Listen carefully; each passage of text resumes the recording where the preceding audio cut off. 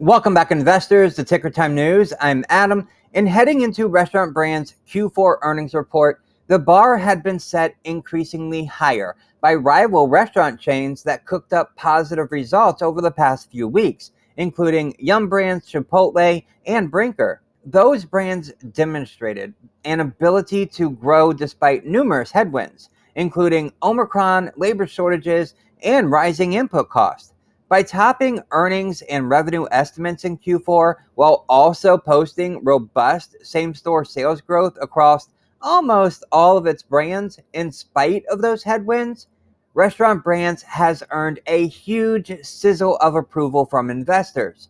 Okay, before we get too far into Restaurant Brands earnings, smash that like button, share this video, and click the first link in the description to get our top 10 stocks list and so much more. All right, thank you, my friends, for doing that. All but one of its brands, including its recently acquired Firehouse Subs, delivered double-digit comparisons worldwide in Q4. Breaking it down, Tim Hortons posted comparison growth of 10.3%, Burger King of 11.3%, and Firehouse Subs actually pulled off 14.7%. The lagger, of course, was Popeyes, which reported comparison growth negative 0.4%. Some of the declining same-store sales growth is attributed to volume pressures for Popeyes, as many of these other restaurants are starting to serve chicken sandwiches of their own.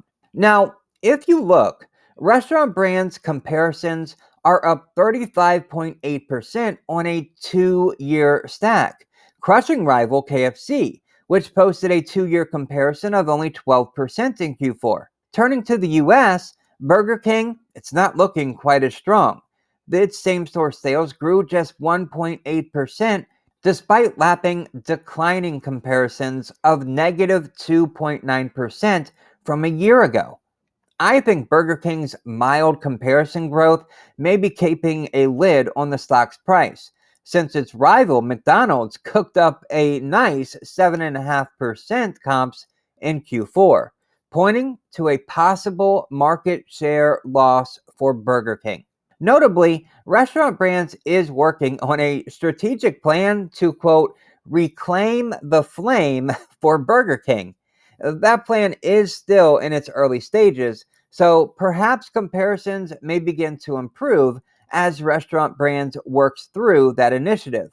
Even so, it's very important that Burger King get back on track, given that it's Restaurant Brands' most profitable restaurant, with a fiscal year 21 adjusted earnings before taxes margin of 56% and second largest brand by revenue. Lastly, Restaurant Brands faces a similar set of challenges as its competitors, primarily in connection with staffing difficulties, which reduce operating hours and raises input costs, as Restaurant Brands needs to increase compensation and benefits to attract and retain talent. Overall, investors expected Restaurant Brands to outperform in a similar fashion to how its peers did in Q4. And Restaurant Brands certainly delivered.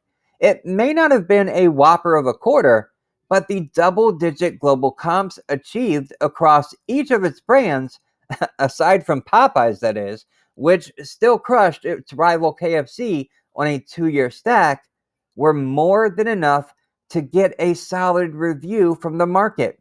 I think this demonstrates Restaurant Brands' ability to realize further upside as supply chain headwinds begin to ease.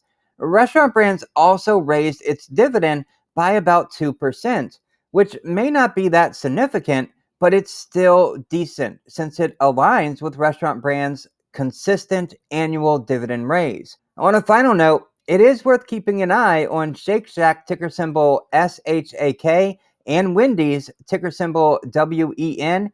Burger King's weak comparison growth in Q4 stacked against McDonald's strong comparison could mean that competitors are starting to take market share from Burger King. Well, that's what I think about Restaurant Brands earnings, but I want to hear from you. Why do you think Burger King is losing market share? And remember, your comments make these videos so much better. Smash that like button, share this video, and click the first link in the description to get our top 10 stocks list and so much more. And if it's your first time watching, click that subscribe button so you never miss a video.